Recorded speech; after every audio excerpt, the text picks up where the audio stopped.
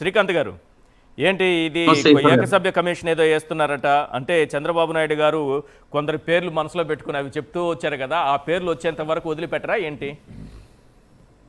ఈశ్వర్ గారు, మీకు ప్యానెల్లో ఉన్న సభ్యులకి వీక్షకులకి అందరికీ కూడా శుభ సాయంకాలం.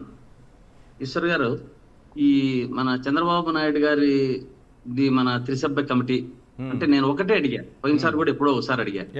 ఇప్పుడు వారు తీసుకున్నటువంటి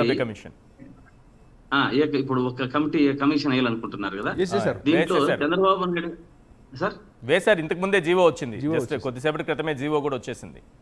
అదే నేను కూడా స్కిల్ డెవలప్మెంట్ స్కామ్ లో చంద్రబాబు నాయుడు గారు ఈ ఈడీతో ఎత్తేసిన దాని మీద కూడా మరీ ఒకసారి వేయాలని నేను అడుగుతున్నా. ఇప్పుడు ఏదైనప్పుడు ఇప్పుడు లడ్డు ఒకటి కాదు అదొకటి కాదు కదా, దాన్ని కూడా తీసుకోవాలి కదా పరిగణలోకి. అదొకటి. ఈ రోజు నవ్వొచ్చే విషయం ఏమంటే, కేశవ్ గారు మా అసెంబ్లీలో దీంట్లో మంత్రిమండలిలో మాట్లాడుతూ స్వామివారిని రాజకీయానికి ఫోటో పెట్టుకొని వచ్చారు అన్నారు. అవును. అంటే 2 ఏళ్ల నుంచి వాడుతున్నది స్వామివారిని రాజకీయానికి వీళ్ళే అన్నది మర్చిపోయారు. బాగా గుర్తుపెట్టుకోవాలి. దీనికి ఒక చిన్న సూక్తి శ్లోకం ఒకటి ఉంది. సత్యమతికి దుష్కరం బయ్యది ఎరుకగలవాడికి ఇష్టమయ్యది, ఈశ భక్తి రతునకు ఈరాని దెయ్యది ఎరుకలేని వారికి ఏది కీడు అని.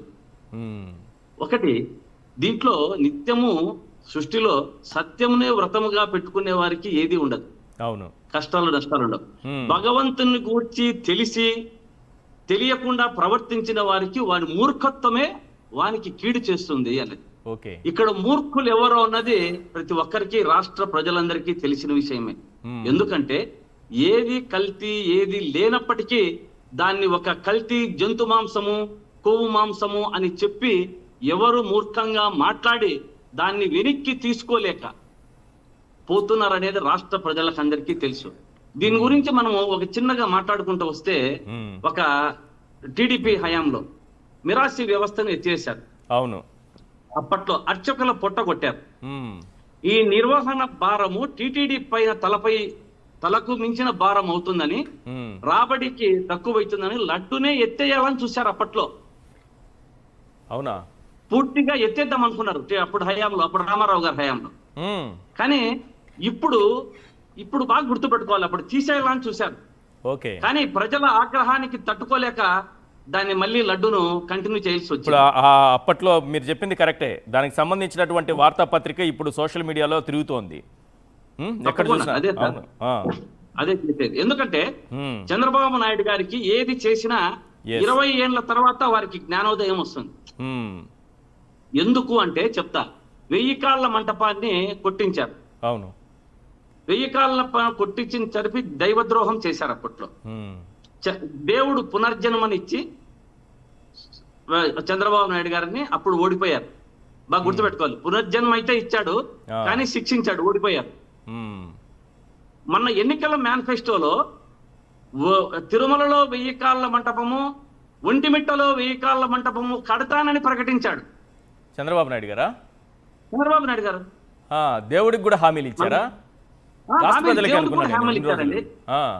నేను పంపుతా కావాలంటే 1000 కాళ్ళ మంటపం కట్టిస్తాం తిరుమల ఒంటిమిట్టలో, మళ్ళీ ఒంటిమిట్టలో కూడా అంటే కాళ్ళు కూడా కట్టలేదు కదా సార్. 2000 కాళ్ళు కట్టాలి, 2 కలిపైన. 20 ఏళ్ల తర్వాత జ్ఞానోదయం అయింది. మళ్ళీ 2014-19లో మళ్ళీ గెలిచారు. బాగా గుర్తుపెట్టుకోవాలి. ఓకే. విజయవాడ నడిబొట్టున 40 దేవాలయాలు కూల్చారు. మళ్ళీ స్వామివారు శిక్షించి మళ్ళీ ఇంటికి పంపాడు. కానీ ఇప్పుడు మళ్ళీ ఈ నీచ రాజకీయాల కోసం స్వామివారిని వాడుతూ, లడ్డును స్వామివారిని వాడుతూ ఓడేదానికి ఇంటికి పోయేదానికి రెడీగా ఉన్నారు. కానీ అప్పుడు 20 ఏళ్ల తర్వాత టైం ఉన్నింది 1000 కాళ్ళ మండపం కొట్టిన తర్వాత. అవును. కానీ ఇప్పుడు లడ్డును వాడుకుంటున్నారు కదా. అవును. ఇంకా దీనికి ఎక్కడ టైం ఉంటుంది అనేది నా ఉద్దేశం. జ్ఞానోదయం అవ్వాలంటే ఎన్నేళ్ళు కావాలి? 20 ఏళ్ళు కావాలి. నేనైతే మాత్రం చంద్రబాబు నాయుడు గారు మొన్న అసెంబ్లీలో మాట్లాడినప్పుడు ఈ అంశాన్ని ఇక్కడికి వదిలేద్దామంటే ఫుల్ స్టాప్ పెడతారేమో అని అనుకున్నా. కానీ లేదు, మళ్ళీ ఏకసభ్య కమిషన్ మళ్ళీ మొదటికే వచ్చింది వ్యవహారం. అదే ఇప్పుడు నిన్న అంటే ఏ కమిటీస్ అసెంబ్లీలో జరిగింటే అసెంబ్లీలో చర్చ జరిగినంటే వాళ్ళ భాగవతం అంతా బయటపడుతుంది. అవును. ఇంకా సాక్షాత్తు మన బ్రదర్ అక్కడే ఉన్నారు అసెంబ్లీలో. జరగనీయకుండా రోజుకొకటి దీంతో అడ్డుపడుతున్నారు. మండలిలో జరిగితే బయటకు వచ్చేస్తుంది. అవును. కానీ జరగనీయకుండా వాళ్ళ భాగవతం బయటపడుతుందని ఇటువంటి కార్యక్రమాలంతా చేస్తున్నారు. ఈ నెయ్యిలో మీరు చెప్పినట్టు నెయ్యికి ఒక కూటమి, రాజకీయానికి ఒక కూటమి చంద్రబాబు నాయుడు గారికి. అట్లేంటి? అదేం కూటమి? నెయ్యికి కూటాలు. నెయ్యికి ఇప్పుడు బోలే బాబా, ఇందాపూర్, హెరిటేజ్, వాళ్ళ గురించి కూటమే కదా సార్. వాళ్ళ గురించి మాట్లాడద్దు అంటున్నారుగా, కోర్టులో కేసులు కూడా వేస్తున్నారు. అయ్యో మాట్లాడకండి అని. అసత్యాలు కించపరిచే ఫోన్లే వదిలేసి ఎంత మనము మాట్లాడుకున్నా నిజము నిలకడ మీద తెలుస్తుంది కదా ప్రతి ఒక్కరికి. అంతే కదా, ఆల్రెడీ తెలుస్తుంది. మనం మాట్లాడకపోయినా జరిగేది జరుగుతుంది, జరిగేది జరగమానదు, ఎవరు ఆపలేరు. కానీ ఈ యొక్క రాజకీయాల కోసం స్వామివారిని లడ్డుకు ఇంతవరకు వాడుకుంటూ వచ్చి ఈ రోజు అసెంబ్లీలో కూడా సాక్షాత్తు దాన్ని నిలపాలని ప్రయత్నం చేశారు. మీరు ఈరోజు చూసాము, మొన్న నేను గుంటూరులో జరిగింది తెలుగు మహాసభలు జరిగింది. అవును. మన ఈయన పెట్టాడు, ఎవరు మన గజల్ శ్రీనివాస్ గారు పెట్టారు. దాంట్లో మీరు అది కూడా క్లిప్పింగ్ ఉంది రీసెంట్ గా. మళ్ళీ పాతవన్నీ వదిలిపెడదాం. అందరూ చూసారు కదా, వేసాం కదా మనం. ఇద్దరు చూశారు రీసెంట్ గా.